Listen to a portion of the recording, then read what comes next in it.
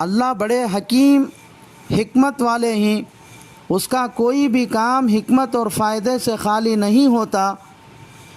روزہ تو بہت بڑی عبادت ہے، کیونکہ رسول اللہ صلی اللہ علیہ وسلم نے روزے کو بے نظیر عبادت بتلایا ہے۔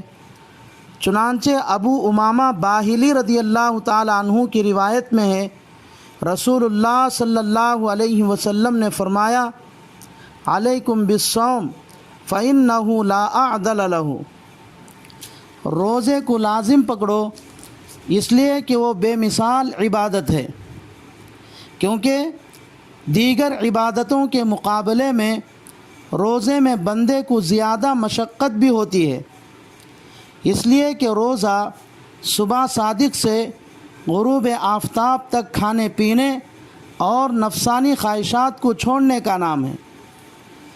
جب اللہ بندے کو اتنے مشقت والے عمل کا حکم دے رہا ہے تو وہ حکمت اور فائدے سے خالی کیسے ہو سکتا ہے؟ چنانچہ حضرت شاہ ولی اللہ محدث دہلوی رحمۃ اللہ علیہ نے اپنی مایناز تصنیف حجت اللہ البالغہ میں روزے کے کئی حکمتیں اور فائدے بیان کیے ہیں۔ روزے کا ایک فائدہ یہ ہے کہ نفس پر قابو پانا، کیونکہ شیطان انسان کا ایک دشمن ہے تو نفس دوسرا دشمن ہے۔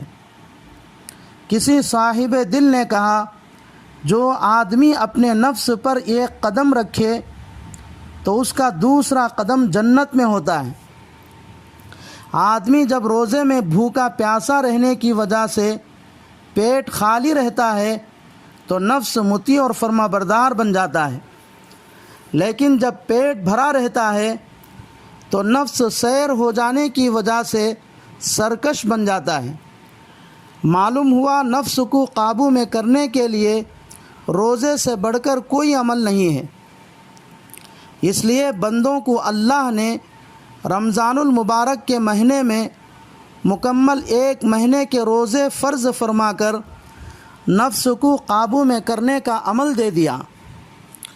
روزے کی دوسری حکمت یہ ہے کہ مالداروں کو غریبوں کی بھوک کی تکلیف کا احساس دلانا ہے، کہ مالدار جب روزہ رکھتا ہے اور روزے میں خود بھوکا پیاسا رہتا ہے اور اس کو جب خود بھوک پیاس کی وجہ سے تکلیف ہوتی ہے تو وہ غریبوں کی بھوک کی تکلیف کا احساس کرتا ہے، پھر اپنے مال سے غریبوں اور محتاجوں کی خوش دلی سے مدد کرتا ہے۔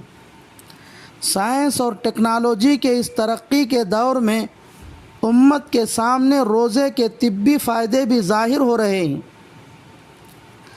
روزے کا پہلا طبی فائدہ یہ ہے کہ اکثر بیماریاں معدے کی خرابی سے پیدا ہوتی ہیں۔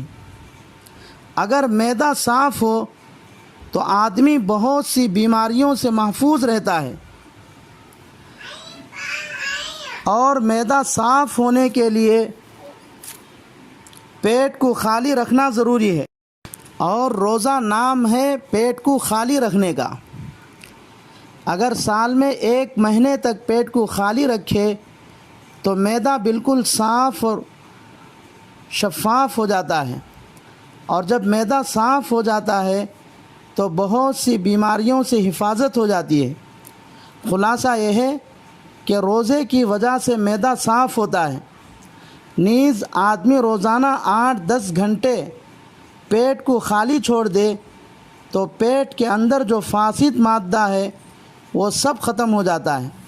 اگر سال میں 25 سے 30 دن بھوکا پیاسا رہے تو کینسر جیسی مہلک بیماری نہیں آ سکتی۔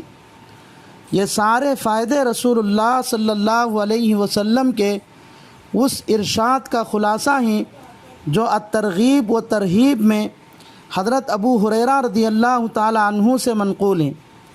فرمایا رسول خدا صلی اللہ علیہ وسلم نے، صوموا تصحوا، روزہ رکھو صحت مند رہو گے۔